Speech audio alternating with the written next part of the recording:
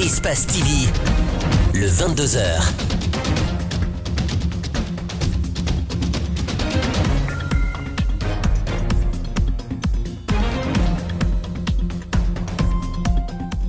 Au plaisir de vous informer sur Espace TV. Bonsoir. À la une de l'actualité, sitting ce vendredi devant l'ambassade de France en Guinée pour protester contre l'assassinat le 20 juillet dernier du chercheur guinéen Mamoudou Boularo Bari.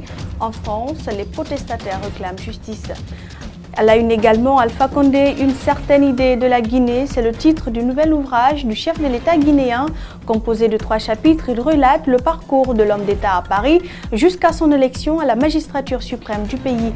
Et puis les forêts classées de la capitale Conakry dans un piteux état, devenus des dépotoirs d'ordures. Ces espaces verts censés être les poumons de la ville sont abandonnés et restent sans entretien.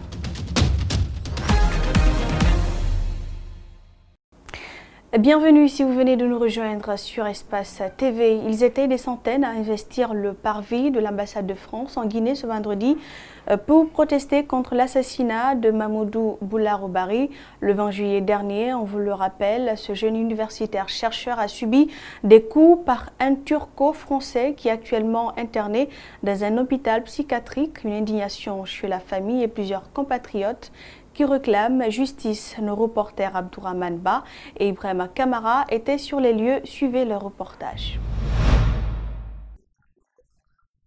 Le 29 juin, il obtenait son titre de doctorat et le 20 juillet 2019, Mamoudou Boularo est brutalement arraché à sa famille. Cette joie n'a duré que 21 jours avant d'être obscurcie à jamais dans le cœur de sa famille et ses amis.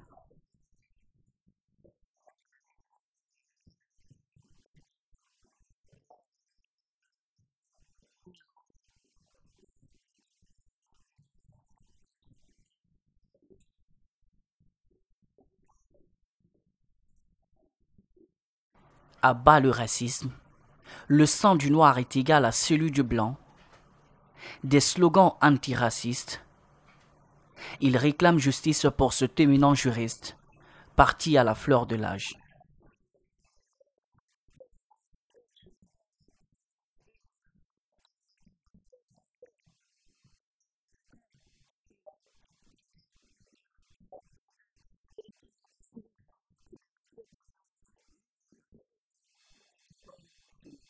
Son assassin est actuellement interné dans un hôpital psychiatrique.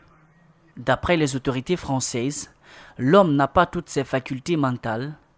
Un argument ridicule s'indigne le frère de la victime.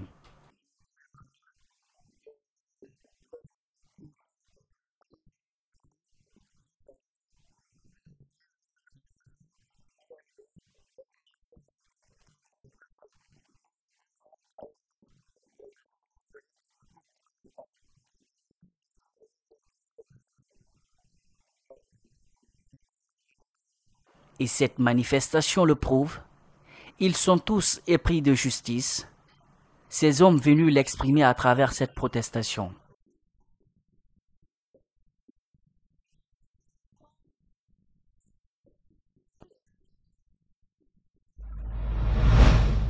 Le droit d'accès à l'information publique a été l'un des points saillants soumis au Conseil des ministres pour adoption ce jeudi. Une proposition du ministère de la fonction publique et de la modernisation de l'administration qui intervient dans un contexte où de nombreux facteurs sont à la base du frein d'une gouvernance administrative, favorisant ainsi la corruption à tous les niveaux. Décryptage, Djibril Ba. Il part d'un constat pour les cadres du département de la fonction publique que l'usager, généralement, ne dispose pas de voies de recours en cas d'insatisfaction dans l'obtention d'informations ou de services. Ceux qui sont à la base de cela essuient rarement des sanctions par l'administration publique. Pourtant, les agents investis des missions des services publics ne sont pas propriétaires des informations qu'ils détiennent ou qu'ils traitent pour le compte de l'État. Eux, les citoyens, ont le droit d'accéder à ces informations. Cette observation a amené Billy Nankouma à faire une proposition au chef de l'État. Le ministre a indiqué que le présent projet de loi organique portant droit d'accès à l'information publique a pour objet de garantir le droit de tout citoyen à l'accès à l'information publique. Selon le ministre, la gouvernance administrative en Guinée a longtemps été caractérisée par de nombreuses insuffisances et tares. Le faible recouvrement des impôts est cet autre problème soulevé au cours du Conseil des ministres. Alors, le président Alpha Condé a immédiatement donné des instructions. Le chef de l'État a déploré le faible taux de recouvrement des impôts fonciers, qui est sans commune mesure avec le niveau élevé des charges locatives dans la ville de Conakry. Il a à cet effet demandé au gouvernement de poursuivre et de renforcer le processus de réforme engagé au niveau de la Direction nationale des impôts. La drogue est cette substance qui tue à petit feu. Le phénomène inquiète les autorités. Il y a 3 jours, 8 tonnes de cocaïne et de cannabis ont été incinérées. Cela ne suffit pas, selon le ministre de la Justice. Il veut qu'un code des drogues soit adopté par le Conseil des ministres. Le ministre de la Justice a indiqué à l'attention du Conseil que les politiques juridiques relatives à la drogue ont été construites depuis le début du XXe siècle sur une conception des dommages sociaux que la consommation de la drogue peut entraîner accidents et suicides, criminalité et violence. Le dossier concernant le chantier de Swapiti qui a connu récemment des incidents liés à la cohabitation des ouvriers guinéens et chinois a été aussi évoqué. Je vous l'annonçais en titre, Alpha Condé, une certaine idée de la Guinée, c'est le titre du nouvel ouvrage du chef de l'État guinéen paru dans les éditions Favre. Ce livre est un entretien à bâton rompu réalisé par le directeur de la rédaction du journal Jeune Afrique avec le président Alpha Condé, préfacé par Albert Bourgui. Il relate quelques moments cruciaux de la vie de l'homme d'État, son arrivée à Paris, son combat politique, ses condamnations par les 2 premiers régimes jusqu'à son élection par voie démocratique à la présidence de la République de son pays. La cérémonie de présentation a eu lieu ce jeudi. Nos reporters Idrissa Barry et Abdoulaye Kamara y étaient. Suivez. Cet entretien a été réalisé à Conakry. À travers les lignes de ce roman, le panafricain Alpha Condé revient sur son passé avec un accent sur son combat politique. Ce roman part de la décolonisation à l'émergence, de l'époque du premier régime au pluralisme démocratique. Ses proches collaborateurs qui ont déjà pris connaissance du contenu de ce livre retiennent ceci. L'intime conviction que j'ai, c'est qu'il aime le pays et il est convaincu que sa mission, c'est de servir la Guinée et les Guinéens. Et c'est une ambition quotidienne qu'il partage avec chacun d'entre nous. Ce qui intéressait le plus, je crois, le professeur dans les idées de progrès et de justice, c'est l'humanisme. C'est le fait que l'être humain, quel qu'il soit, quelle que soit son origine, quelle que soit sa race ou son continent de naissance, méritait non seulement le respect, mais devait se battre pour sa liberté. Il a cette phrase extraordinaire à la fin du livre, et je pense que ça rejoint un peu ce que Kennedy et Thibault ont dit. Il faut respecter l'histoire, il faut être honnête avec l'histoire. Merci. Alpha Condé, une certaine idée de la Guinée, est composée de 3 chapitres. Les années ardentes, les années de braise et les années d'espoir. Dans l'ouvrage, le président a surtout partagé ses principes de panafricaniste, sa vision, son combat politique et sa patience. Pour l'Association des écrivains de Guinée, avec cette œuvre du président, c'est l'avenir du livre qui se dessine sous de bons offices. C'est une chance rarissime que d'avoir dans un pays un président de la République qui soit en même temps un écrivain. Vous voyez toute la dimension de ce travail.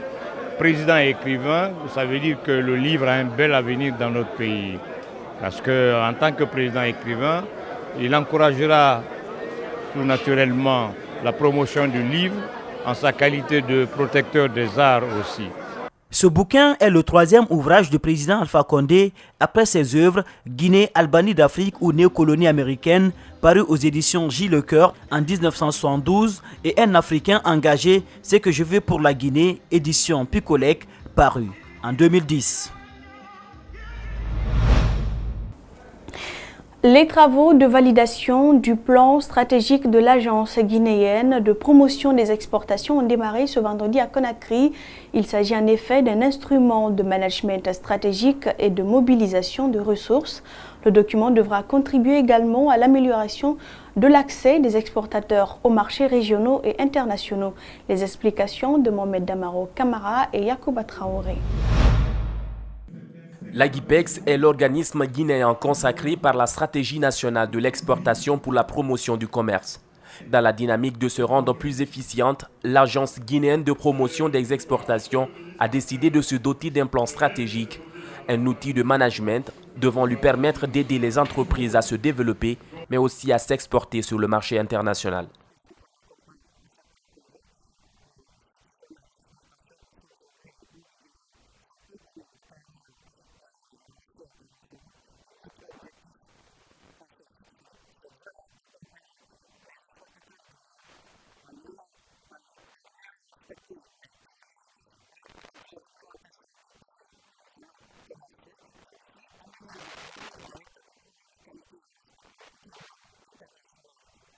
Assurer la valorisation et la promotion continue des produits et services destinés à l'exportation demeure la principale mission de l'AGIPEX.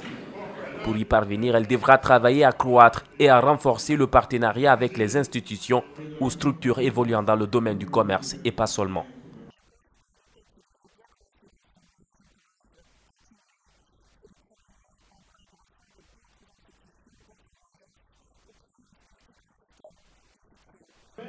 L'AGIPEX se veut un moteur de croissance et du développement durable, une ambition réaliste aux yeux du ministre de l'Industrie et des PME.